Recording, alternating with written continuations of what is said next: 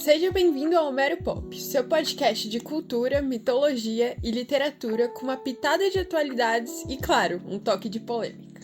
Esse podcast é parte de um projeto de extensão universitária realizado por alunos do curso de letras da USP. A nossa proposta é trazer à tona essas influências homéricas de jeito diferente, com bom humor, leveza e sem aquela vibe acadêmica que às vezes pesa. Meu nome é Bárbara. E eu sou a Reinará. E hoje vamos conversar sobre as influências clássicas na literatura e cinema modernos.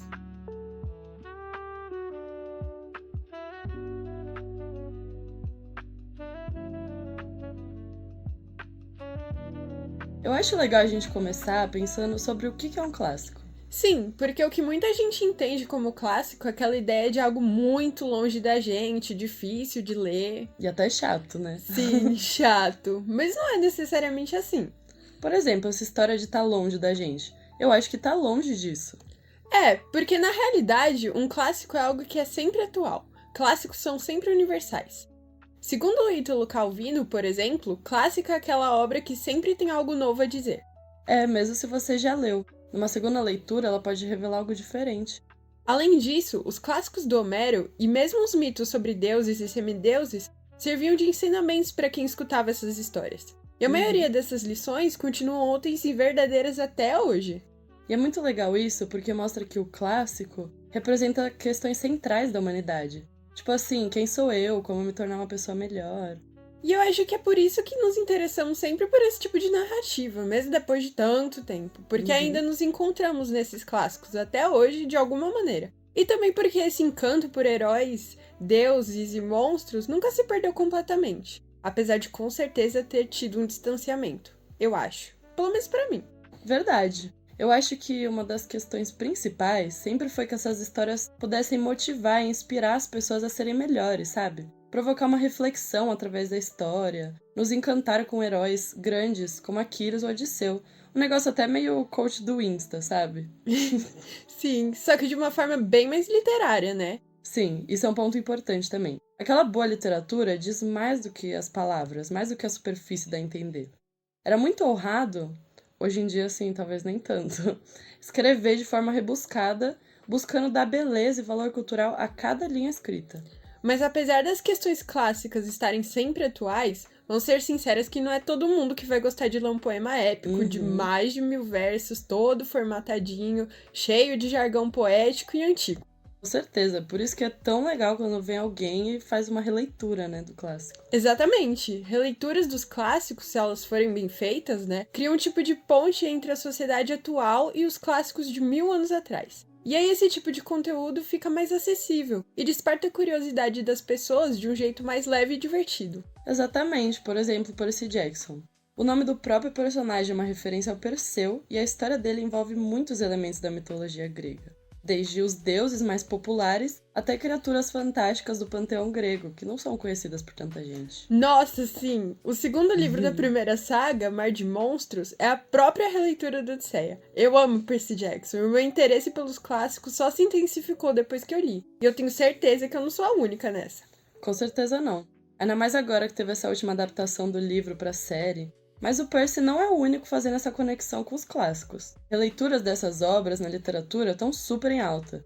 Em especial, as histórias de personagens femininas, como a Penélope e a Medusa, que ganham outras perspectivas em livros tipo Ítaca e Casa de Odisseu, que foram escritos por Claire North, e também O Olhar Petrificante, de Natalie Haynes. Verdade, eu quero muito ler esses livros. Outra história que eu ainda gostaria de ler é Lore Olympus, uma série de HQs escrita por Rachel Smythe. O foco maior é no romance entre o Hades e a Perséfone, mas ela consegue trazer um pouco de tudo que rolava no Olimpo, a partir de um ponto de vista bem mais moderno.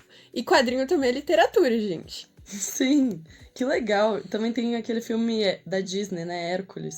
Eu acho que foi o meu primeiro contato com os clássicos. Ele é um ótimo jeito de começar, porque é um filme maravilhoso. Verdade, eu também amo esse filme. E tem muita coisa. Tem aquele filme 2001, Odisseia no Espaço. Também é uma bela releitura. O filme é uma adaptação de um conto de ficção científica e trata de temas bastante atuais pra gente, mas com um toque da jornada épica que a gente vê na Odisseia, como o próprio título diz, né? Pois é, Odisseia no espaço. Eu amo esse filme, depois eu quero falar mais dele. Mas voltando um pouco, O Percy também mostra um outro elemento da literatura, um lado da gente como receptor dessas mídias. Eu lembro dele precisar estudar os clássicos e os mitos gregos para se preparar para o acampamento. Real. O Percy, é um herói da história e ele faz coisas incríveis. Mas ele é alguém que a gente pode se identificar, porque ele tem qualidades e defeitos, comete erros, tem seguranças. Ele é real, ele é gente como a gente. Totalmente. E o interessante é que o Homero também trazia um pouco dessa complexidade para os seus personagens, mas de uma maneira um pouco diferente por causa do contexto que ele se encontrava. Aquiles, por exemplo, é o tipo de herói que todo mundo queria ser na Grécia Antiga. Forte, honesto e honrado, e etc. Acho que por isso ele acaba sendo tanto idealizado, mesmo que tenha defeitos graves, como ser bem esquentadinho e até birrento. Mas acho mais difícil alguém se identificar com ele. Só se fosse, sei lá, aqueles machos alfa. Machos alfas. Mas o Odisseu, por outro lado, né, ele é bastante forte e honrado. Também tem suas qualidades e seus defeitos, mas eu acho que ele se aproxima muito mais de um herói realista. Ele é mais velho que o Aquiles, então ele é mais maduro. E essa maior experiência dá ao Odisseu várias facetas que deixam ele mais humano. Nossa, disse tudo. O Odisseu é o cara, mas ao mesmo tempo é de se pensar se ele é mesmo esse herói bonzinho que a gente sempre visualiza. Ele mente muito pra se safar dos problemas. E às vezes chega até a ser cruel, principalmente quando ele acaba abandonando os próprios homens. Heróis geralmente não fazem esse tipo de coisa, mas eu acho que o Homero queria trazer isso justamente pra nos fazer pensar. Ele é muito astuto, né? Frio e calculista. Olha o exemplo dele. Ele me lembra um pouco o Pica-Pau. Verdade. Todo dia sai um otário e um malandro de casa. Um ciclope e um Odisseu. Exatamente. Mas enfim, queremos nos inspirar naqueles personagens que lemos. Queremos ser fortes como Aquiles, espertos como Odisseu, ou poderosos como Percy. Nossa, só tem exemplo de homem, né? Verdade. Mas eles são exemplos para a nossa formação. E por isso é legal ter um exemplo com tantas camadas assim como Odisseu. Heróis humanos, imperfeitos. Até porque quem é perfeito, né? Ai, ninguém, amiga. Ninguém. Jonathan Kuller escreveu uma frase que tem tudo a ver com isso. E que eu super concordo também. Ele diz o seguinte: os poemas e os romances se dirigem a nós de maneiras que existem identificação. E a identificação funciona para criar identidade. Nos tornamos quem somos, nos identificando com as figuras sobre as quais lemos. Amei! Eu também tenho uma frase que eu queria falar, inclusive, é do Dal Bosco. Ele fala assim: desleitura é o efeito que a obra provoca no leitor atento, impulsionando ele a pensar por si mesmo, impregnado pelo estilo literário do autor. Aí ele aprende não só a desenvolver pensamentos, mas a trabalhar de modo paciencioso consigo mesmo. Ler um clássico é, nesse sentido, desfrutar da possibilidade de reinventar a si mesmo. Tipo quando você vê um filme e ele muda a sua visão do mundo por um tempo. Ô, louco, gostei muito dessa frase. Mas voltando um pouquinho para falar um pouco mais do Odisseu, porque hoje a gente vai falar bastante sobre a Odisseia. E isso é meio polêmico, mas eu acho que a maioria das pessoas concorda que o Odisseu é muito mais legal do que o Aquiles. Eu concordo. Se o Aquiles tem duas haters, somos nós. Sim, mas o legal da Odisseia é que muitos tópicos tratados na narrativa, além dos elementos fantásticos, estão presentes em muitas produções artísticas, tanto no cinema quanto da literatura. Por exemplo, existem diversas histórias que começam com um naufrágio, com personagens perdidos numa ilha, longe de casa. Tem aquela série Lost. Tem também aquele filme Náufrago com Tom Hanks, tem o Lagoa Azul, e falam que esse filme é muito ruim. Sim, esse filme é péssimo. Também tem o Robinson Crusoe, que não é um filme, né? É um livro do Daniel Dafoe, bem antigo, e também é uma história de naufrágio. E essa de se perder no mar é a história da vida do Brasil, né? Os portugueses se perderam e aí a gente é colonizado por acidente. Realmente, né? E o interessante é que o naufrágio pode ser interpretado como uma representação dos personagens se perdendo de si mesmos, para que se reencontrem depois. E isso tem um impacto muito forte na história do Odisseu, porque em vários momentos ao longo da narrativa ele nega a própria identidade. Exatamente. Só apresenta o nome do cara lá pelo 20º verso. E apesar do Odisseu meio que negar o seu nome para se proteger ao longo da história, a jornada dele de voltar para Ítaca também é ele voltando a ser quem ele é.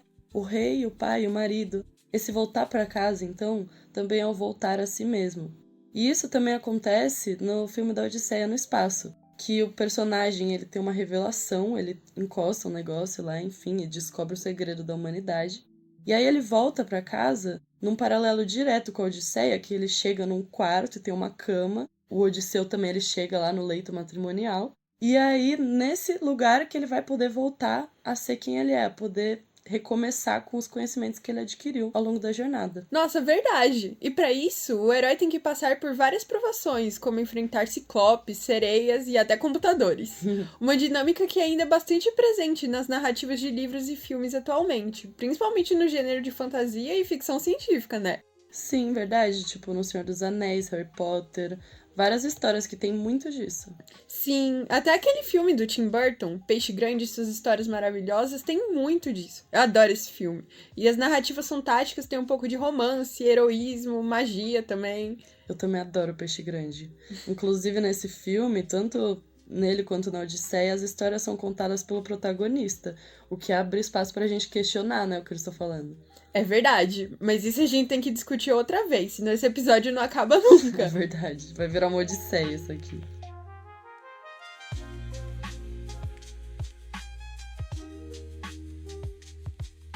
Bom, como a cultura grega influenciou bastante a cultura ocidental de modo geral, é certo dizer que não nos apegamos apenas aos personagens, aos mitos e às criaturas fantásticas, mas também à forma de construir e de contar histórias. Com certeza. As obras de Homero e outros clássicos gregos e latinos foram uma das principais referências, se não a principal, para a construção de narrativas ao longo dos séculos no Ocidente. Mas também não dá pra dizer que o Homero foi o primeiro cara a inventar essa moda, né? A gente não sabe se teve alguém antes do Homero que inspirou ele a fazer a Odisseia e a Ilíada. Verdade, e isso também é muito interessante se pensar, porque nem a Ilíada e nem a Odisseia eram para ser escritas. No episódio anterior, o Bruno e a Isabela falaram um pouco sobre isso.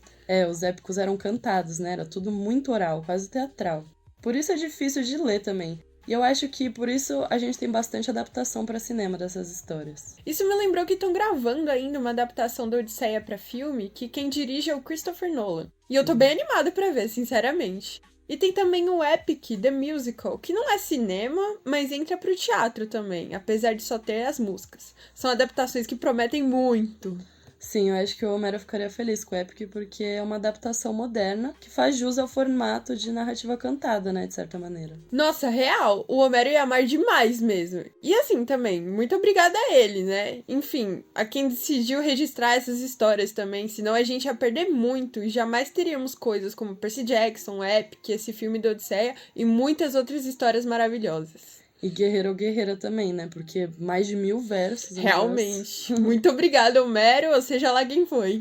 E outra coisa que eu acho muito legal é que, desde sempre, a gente usa essas obras como referências quando pensamos em criar uma história nova, mesmo que inconscientemente. Porque é muito doido, né? Sim, virou uma forma maior do que ela mesma. Essa jornada do herói tá em todos os lugares. Ninguém foge da jornada do herói. Eu acho que essa parte do inconsciente só reforça como essa coisa de contar histórias é bastante humano. É quase como se a gente nascesse com isso. Então não é difícil acreditar que houve alguém antes de Homero. Exato. Isso me lembra muito uma frase que o T.S. Eliot escreveu e eu vou ler aqui pra vocês. Alguém disse: os escritores mortos estão distantes de nós porque nós conhecemos muito mais do que eles conheceram. E são eles aquilo que conhecemos. Então, tipo, o Homero deve ter conhecido alguém antes dele, que infelizmente não tivemos acesso. Mas a gente conhece Homero e tantos outros autores clássicos. E as pessoas no futuro vão conhecer os nossos autores contemporâneos dessa mesma maneira. Que da hora! Isso ressalta essa ideia de serem questões atemporais da humanidade. O ciclo que a Odisseia passa, que pode ser visto como clichê, é mais uma representação da vida. Temos um objetivo, obstáculos, e ao final dessa jornada somos mais sábios, igual no filme da Odisseia no Espaço. Exatamente. Totalmente. Você tá falando dos arquétipos e da jornada do herói, né? Sim, eu acho que esses conceitos vieram daí. Esse tipo de obra, Odisseia, por exemplo, moldou a nossa forma de narrar. Mas apesar das semelhanças, parece que a gente foi se distanciando dessa arte, desse modo de contar histórias. Muita gente considera tanto isso de contar como ato de consumir, algo como quem vê um Reels do Instagram, uma coisa mais pelo lazer do que pra agregar a vida, sabe? Ah, eu também acho isso. Na verdade, eu tenho certeza, porque antes os gregos tinham essas histórias para explicar coisas que eles não entendiam também. Mas quando a gente começou a avançar nas ciências, essas áreas de exatas e biológicas, isso ficou bem de lado, porque agora é a ciência que dá as respostas para, pelo menos, alguns dos mistérios do universo. Então o que restou para os mitos e as histórias foi isso, lazer. A arte virou uma coisa mais supérflua, né? Agora a gente acha as respostas no Google, então a arte virou entretenimento. O Joseph Campbell, que inclusive é o cara responsável por definir melhor essa coisa de arquétipo e jornada do herói, fala um pouco sobre isso no livro Herói de Mil Faces. Ele acredita que os avanços tecnológicos e científicos do século XX transformaram a nossa vida completamente, ao ponto da gente não ligar mais pra essas coisas, sabe? É como se a humanidade tivesse chegado à fase adulta, e essas histórias fossem coisas do passado, que a humanidade tá avançada demais pra gente dar importância a esse tipo de coisa. E ele também sugere que tá tendo uma mudança agora, né? Não só porque houve esse distanciamento, mas também porque talvez esse modelo de antes não sirva mais pra gente. Aí entra o herói moderno, que é um herói bem diferente do clássico. E isso faz bastante sentido porque estamos em um contexto muito diferente do que o Homero estava. Então Aquiles, um Odisseu, não são exatamente modelos pra gente. Por mais que a gente consiga se identificar com eles, nem que seja um pouquinho, né? Sim, isso não invalida nenhum dos clássicos, né? Até porque, para que a gente possa construir algo novo, a gente precisa ter o mínimo de conhecimento daquilo que veio antes. Nossa, com certeza. E essas diferenças não tornam nenhuma das obras, das épocas, autores ou qualquer outro aspecto melhor do que os outros. São apenas coisas diferentes, mas que dialogam bastante entre si. E a gente nem sempre percebe essas coisas, né? Eu mesmo só fui parar pra pensar nisso na faculdade. Eu também. Eu acho que outra coisa que contribuiu para esse afastamento desse tipo de arte, em especial a clássica, assim, épica, é porque as pessoas querem algo. Tipo, as histórias precisam ter um final feliz, senão ninguém vai gostar. As pessoas ficam decepcionadas com finais trágicos. Pelo menos isso era o padrão, mas eu acho que de uns anos pra cá a gente tá aceitando um pouco melhor finais trágicos de novo. Realmente, na época do Homero mesmo, isso de final feliz já era bem diferente, porque as obras trágicas geralmente eram mais elevadas e apreciadas pelo público. Hoje esse apreço é realmente raro, porque as pessoas não gostam quando todo mundo morre no final, ou quando o protagonista não é uma pessoa exatamente boazinha. E os personagens estão bem mais complexos também do que, sei lá, as princesas da Disney. Então tem muitas histórias mais trágicas. Também parece que a gente tá gostando de colocar os vilões no holofote nesse momento de agora, seja pra redimir eles ou arrastar na lama. E eu acho que isso mostra que as obras, os filmes que estão saindo, são mais críticos, talvez porque mais pessoas estão tendo acesso a filósofos, estudiosos, sei lá. De qualquer forma, é muito legal que tenhamos histórias hoje em dia menos preto no branco. Acho que agora a gente tá relembrando as nossas origens também. Sim. Tem outro trecho que o Campbell escreveu que ele fala um pouco sobre isso também. O final feliz é desprezado com justa razão como uma falsa representação, pois o mundo tal como conhecemos e o temos encarado produz apenas um final. Morte, desintegração, desmembramento e crucificação do nosso coração com a passagem das formas que amamos. Nossa. Eu acho importante ressaltar também que esse livro foi publicado em 1949, só 4 anos depois da Segunda Guerra Mundial. Super pessimista. Mas realmente, a realidade nesse contexto era muito dura e as pessoas estavam percebendo que o final feliz era uma coisa muito ilusória. Então, não é que uma história que termine bem seja ruim, mas é que hoje talvez elas não façam mais tanto sentido pra gente quanto faziam antes. E eu acho também que a gente precisa desses dois tipos de história, né? As tragédias e as histórias felizes. As duas trazem perspectivas diferentes da nossa realidade, talvez uma de um jeito mais pessimista mesmo, e outra mais otimista, mas as duas têm importância. A gente só não pode pender demais para um lado. Mas pra gente, adulto, ver o mundo como tragédia, só isso é combustível pra deixar qualquer um deprimido. Mas ficar só no País das Maravilhas, aí o pessoal vai achar que tá na Disney, que a vida é morango. O ideal é o equilíbrio, um pouco disso, um pouco daquilo. Exatamente. E o melhor mesmo é a gente equilibrar o tempo também pra esse episódio não ficar tão longo quanto os épicos do Homero, né? Verdade. Mas e você aí, ouvinte? Fala pra gente. O que vocês acharam disso tudo? Vocês acham que as histórias são melhores com o final feliz? Ou que estamos evoluindo nessa de protagonizar os vilões?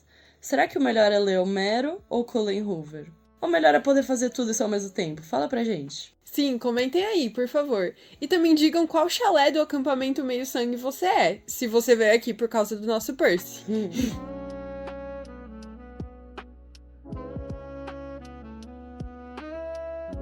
A gente falou de muita coisa, né? Nossa, sim.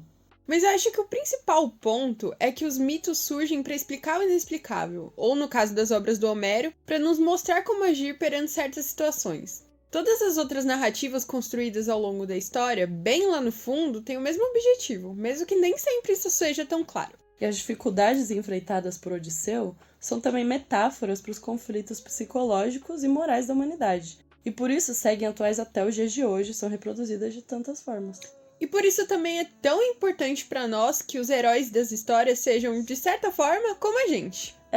Aquiles é um personagem mais, entre aspas, simples, e fica mais distante da gente do que Odisseu, que é mais facetado e complexo. Assim como Percy, que mesmo sendo tão diferente do Odisseu, também é bastante complexo. E não deixa de ser uma releitura do herói clássico. Exato, e até os modelos de construção de histórias e personagens são adaptados de acordo com o contexto, mas sem perderem a essência, o que os torna universais e fazem com que a gente se identifique com a história, independente da sua época. Porque, por mais heróicos e fantasiosos que Odisseu e Percy sejam, eles também são humanos tentando descobrir quem são em meio a esse mundo louco e perigoso, assim como a gente, todos os dias. Então a gente também tá vivendo uma odisseia, né? Com certeza! E você aí, ouvinte? Diz aí pra gente quantas odisseias vocês leram ou assistiram sem saber. E se você concorda também que todos nós realmente vivemos uma odisseia. E o mais legal é que tudo isso mostra que Homero não está longe assim da gente. Assim como a gente vem falando em todos esses episódios, né? É como se o fantasma dele estivesse nos acompanhando todo esse tempo, nos inspirando, movendo, nas mais diversas formas de arte. Nossa, que fala linda! E eu acho que é bem isso mesmo, né? É como se todo mundo tivesse um pouquinho de Homero em si. E essas releituras nos aproximam mais desse nosso lado homérico, fazendo essa ponte com os clássicos, assim como a gente discutiu no começo. Eu acho que esse assunto renderia uma temporada inteira, mas como discutimos, as obras de Homero influenciaram a cultura de forma geral. Então não é só no aspecto literário e cinematográfico que ele se mostra. Exatamente. No próximo episódio do Homero Pop, a pauta de discussão vai ser cultura de fandom.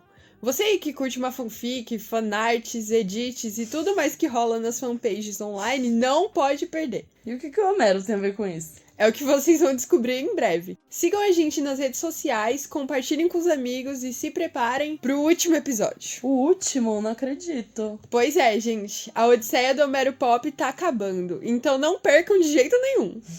Lembrando que a indicação dos textos que nós usamos para referência estão na descrição, caso você queira se aprofundar no assunto. Continue aqui com a gente, porque a semana que vem tem mais. Aqui no Homero Pop, a gente acredita que o Homero nunca saiu de cena, só mudou de figurino. Tchau, tchau.